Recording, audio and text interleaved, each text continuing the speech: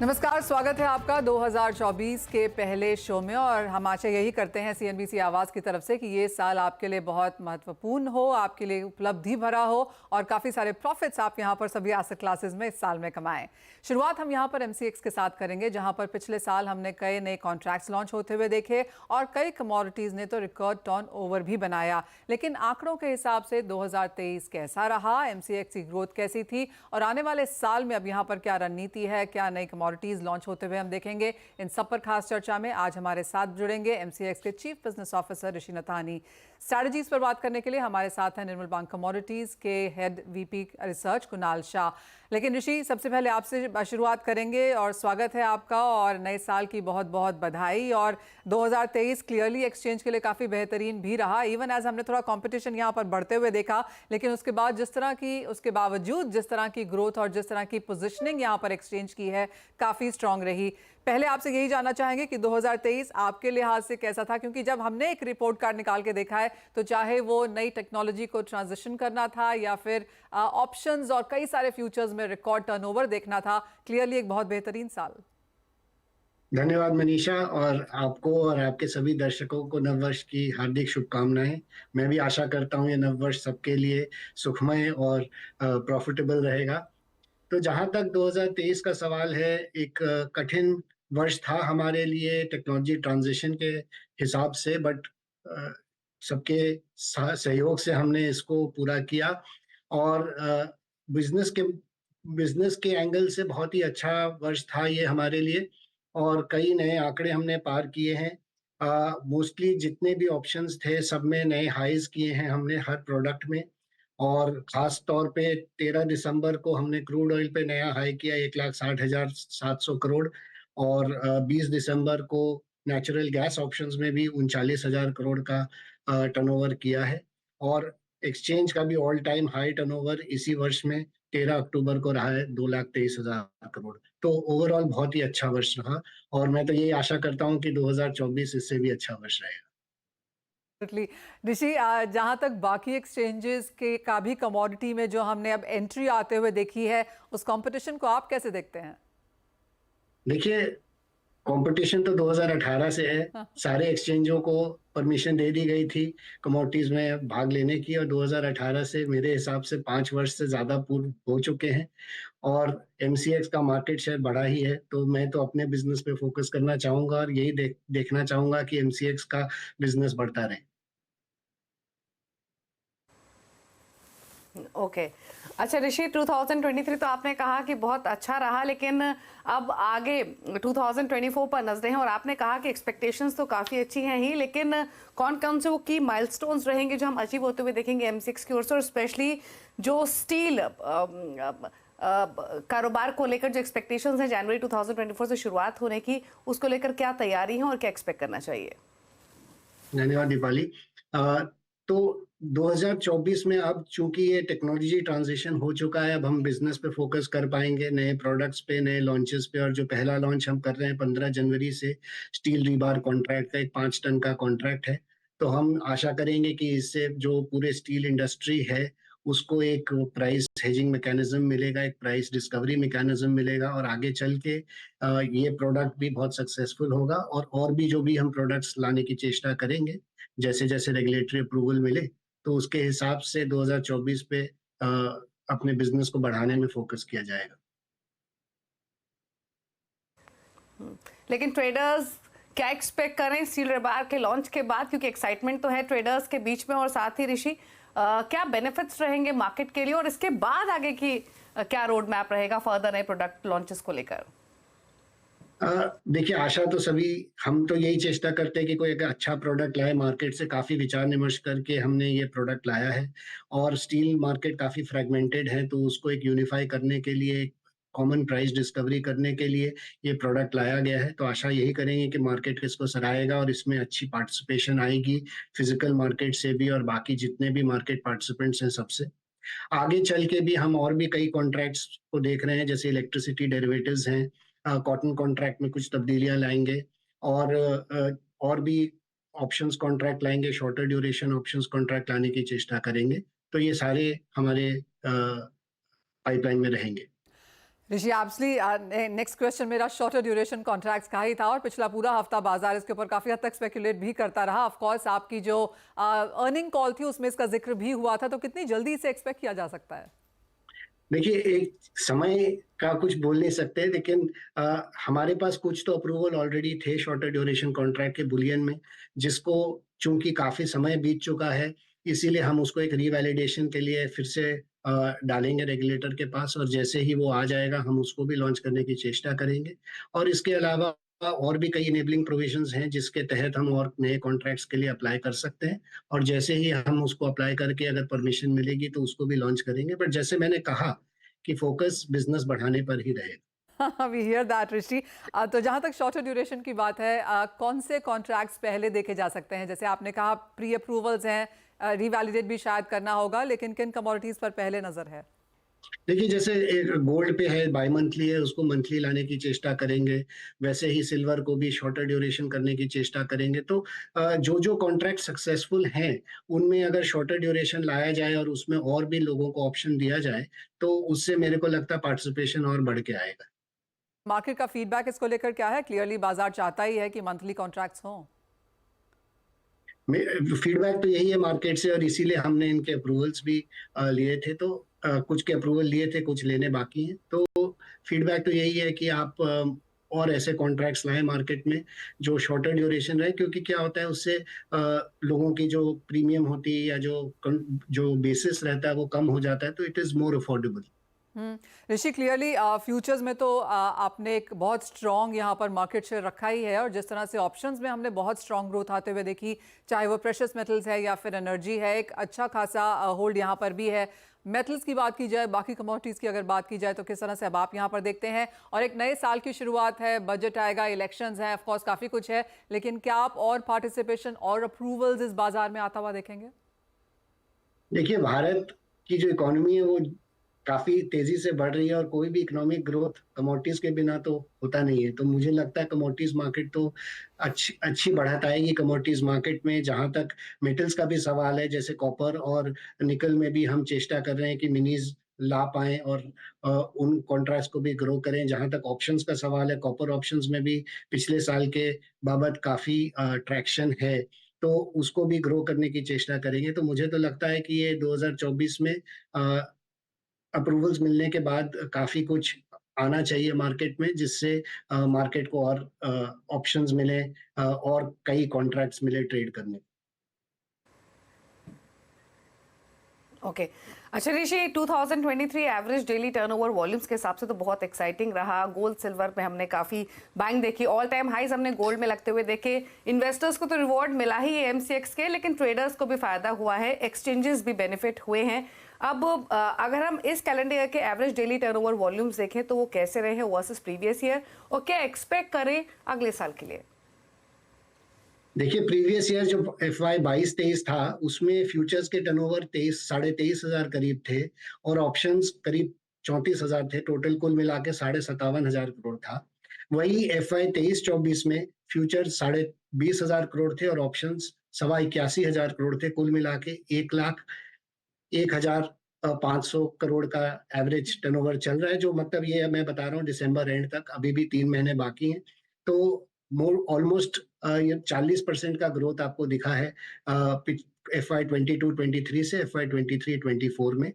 और जहां तक हमारे नए CDP के लॉन्च की बात है, तो उसके बाद भी हमारा टर्नओवर बढ़ा ही है। तो ओवरऑल ये दिखाता है कि ये पूरा प्लेटफॉर्म काफी स्मूथ चल रहा है, और इसमें लोगों का पार्टिसिपेशन और बढ़ के आ रहा है। एक एरिया जहां पर हमने थोड़ा सा सेटबैक आता हुआ देखा ऋषि, वो एग्री स्पेस था, जहां पर अभी भी एक ब्लैंकेट बैन है दिसंबर 2024 तक। अगर agri as a space, as an exchange आप अप्रोच करते हैं, तो उस लिहाज से क्या कुछ स्टेप्स हैं? देखिए, जैसे मैंने कहा, कॉन्ट्रैक्ट कॉटन में कुछ तब्दीलियां लाने की चेष्टा कर रहे हैं ताकि उसमें पार्टिसिपेशन और आए। और भी कॉन्ट्रैक्ट्स हम स्टडी कर रहे हैं, और जैसे ही अप्रूवल मिलेंगे हम जरूर उस जैसे हमें समझ में आएगा, पैक की अप्रूवल मिलेगी और फिर हम रेगुलेटर को अप्लाई करेंगे।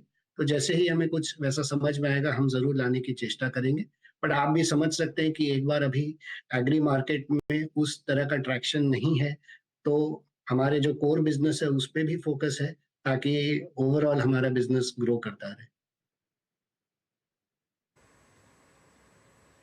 सवाल तो क्लियरली आपने बताया कि क्या कुछ एक्सपेक्ट किया जा सकता है 2024 में। थोड़ा सा वेग है, बहुत ही पिन पॉइंटेड, आप थोड़ा सा इग्नोर करें यहाँ पर। लेकिन बजट यहाँ पर अराउंड द कॉर्नर है और हम जानते हैं कि कमोडिटीज़ में अच्छी खासी उठापटक अंतर्राष्ट्रीय बाजारों में है।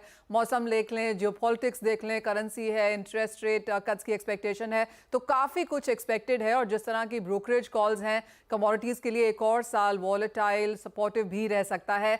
जिस तरह के सिनेरियो में हम हैं, अगर हम इकोसिस्टम को देखें तो एज एन एक्सचेंज अब आपके क्या प्लान्स हैं?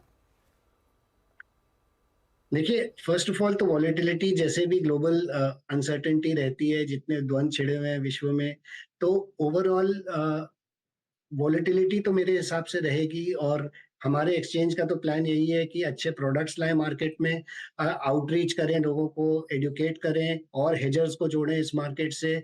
और मेरी इच्छा 2024 की, अगर आप मुझे पूछें कि मेरी क्या इच्छा है, तो मैं यही चाहूंगा कि जो इंडियन कॉर्पोरेट्स विदेश में हेज कर रहे हैं वो अपने डोमेस्टिक एक्सचेंजेस पे हेज करें। ओह एब्सोल्युटली, ऑफ कोर्स काफ़ी समय से इसकी होप्स हैं एंड वी होप कि एक और चीज़ यहाँ पर होती हुआ है।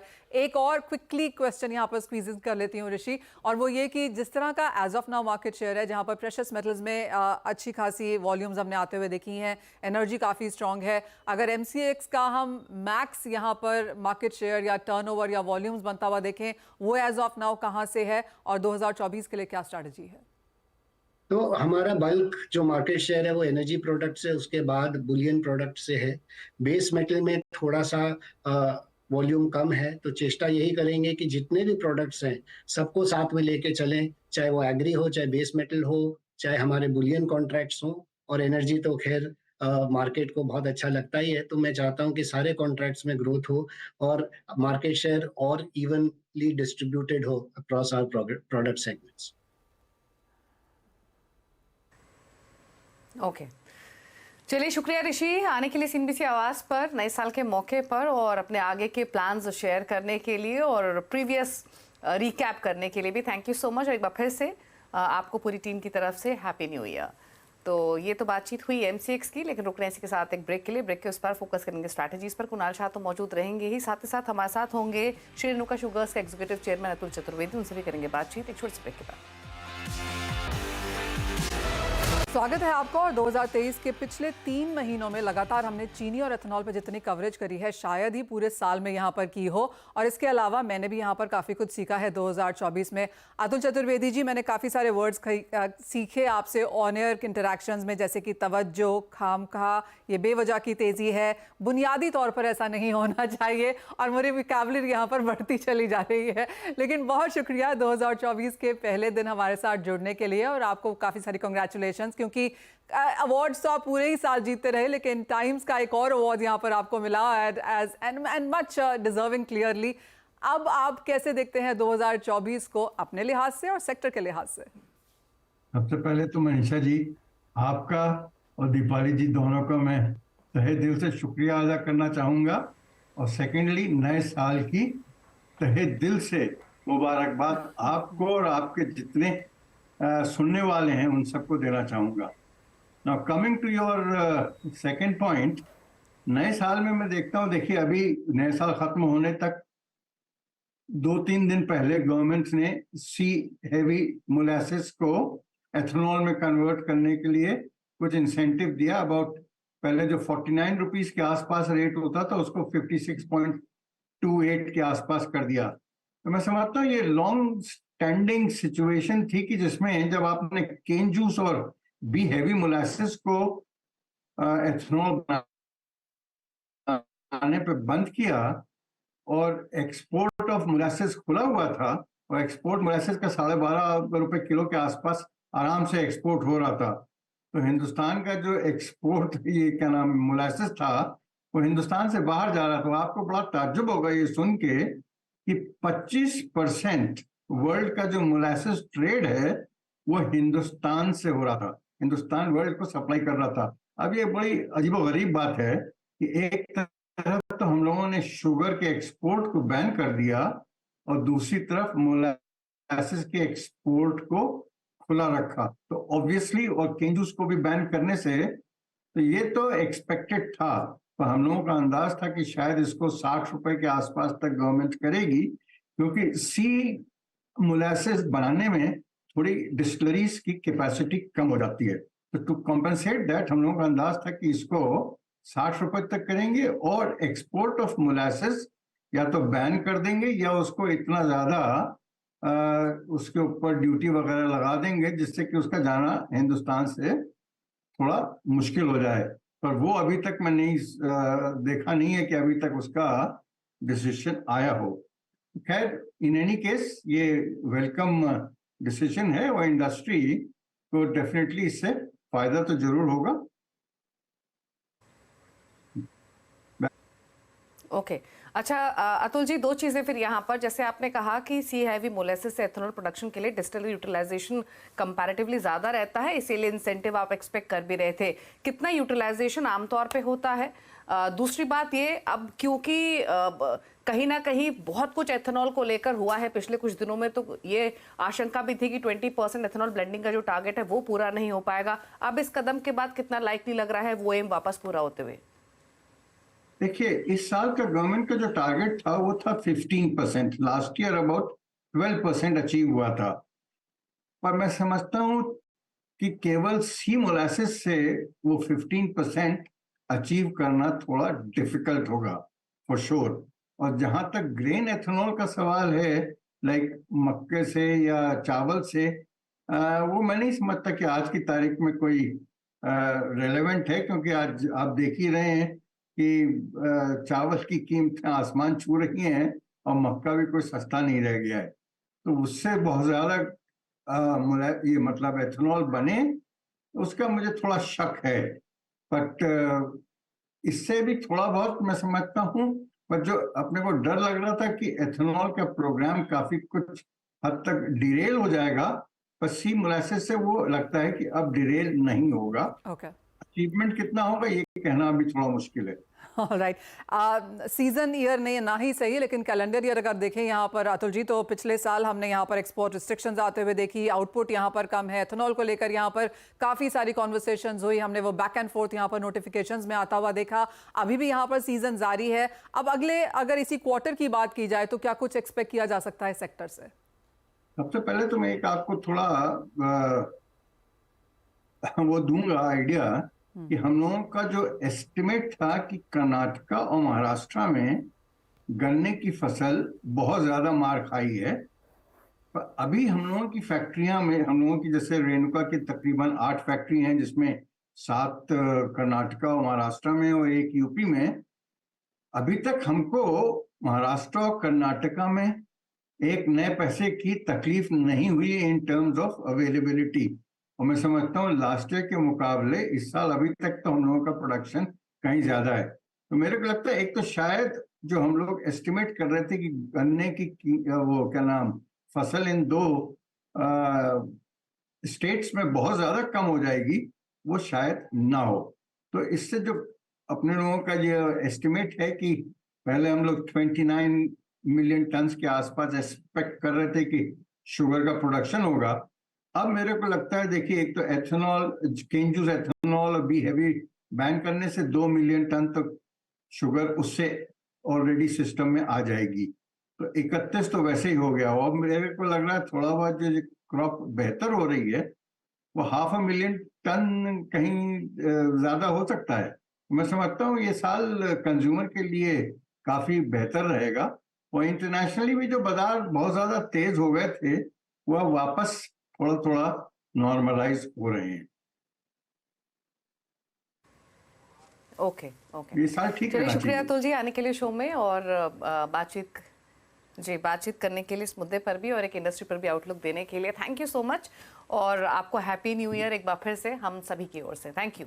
और कुणाल शाह भी हमारे साथ बने हुए हैं। कुणाल, नववर्ष की ढेर सारी शुभकामनाएं। तो बताइए, पहले तो साल के पहले दिन कहाँ फोकस कर रहे हैं आप, ट्रेडिंग स्ट्रैटेजीज क्या है, और दूसरा एक कमोडिटी जो आप 2024 के लिए देख रहे हैं कि one of the best commodity with regards to performance रह सकती है। दीपाली जी, मनीषा जी, आप दोनों को नववर्ष की शुभकामनाएं और सभी व्यूअर्स को सेम। कमोडिटी 2024 का साल बहुत वॉलेटाइल रहने वाला है और ये वॉलेटाइल साल में बहुत सारे फैक्टर्स देखने होंगे, जैसे इंटरेस्ट रेट कब कट होगा, फिर से इन्फ्लेशन बढ़ेगा नहीं बढ़ेगा, और यूएस का इकोनॉमी स्लो डाउन होगा कि नहीं, ये सब नैरेटिव में है। सबसे बढ़िया कमोडिटी रहने वाली है वो है गोल्ड और सिल्वर। दोनों कमोडिटी का फंडामेंटल अच्छे हैं और 2024 में तेजी कंटिन्यू रहेगी। ऑयल, जियोपॉलिटिकल टेंशन आता है तब ऑयल के प्राइसेस में स्पर्ट आता है, पर ओवरऑल ऑयल का आउटलुक बहुत ग्रेट नहीं लग रहा है। और जहाँ तक मेटल्स की बात करेंगे तो मेटल्स में चाइना का डेटा बहुत खराब आ रहा है। कोई स्टिमुलस आने के कारण, डेटा खराब आने के कारण कोई भी स्टिमुलस नियर टर्म में चाइनीज गवर्नमेंट दे सकती है। सो ये सब फैक्टर्स के बीच में सबसे मेरी मोस्ट प्रेफर्ड कमोडिटी है राइट नाउ गोल्ड। सो छोटा मोटा 500-700 पॉइंट का करेक्शन आ सकता है यहाँ से, बट गोल्ड का ओवरऑल आउटलुक 2024 में बहुत ब्राइट रहने वाला है। राइट और इसी के साथ साथ अगर एक एग्री कमोडिटी भी यहाँ पर देखें तो वो क्या होगी कुणाल? बिकॉज लास्ट ईयर अगर 2023 देखें तो बहुत ज्यादा उठापटक कई सारी कमोडिटीज में देखने को मिली। एग्रीकल्चर कमोडिटी में आई थिंक ब्रॉडली कोई तेजी नजर नहीं आ रही है ये साल। This is the year where most of the commodity में प्रोडक्शन बढ़ने की उम्मीद है। शुगर इंटरेस्टिंग रहेगा गोइंग फॉरवर्ड, वेदर के ऊपर डिपेंडेंट रहेगा नेक्स्ट साल, बट ब्रॉडली स्पीकिंग ये साल में एग्रीकल्चर कमोडिटी में कोई लंबी तेजी नजर नहीं आ रही है। Remember it's election year, so there is going to be strict vigilance. और ये साल विंटर क्रॉप्स की जो सोइंग हुई है वो बहुत अच्छी हुई है, सो तेजी की कोई गुंजाइश नजर नहीं है।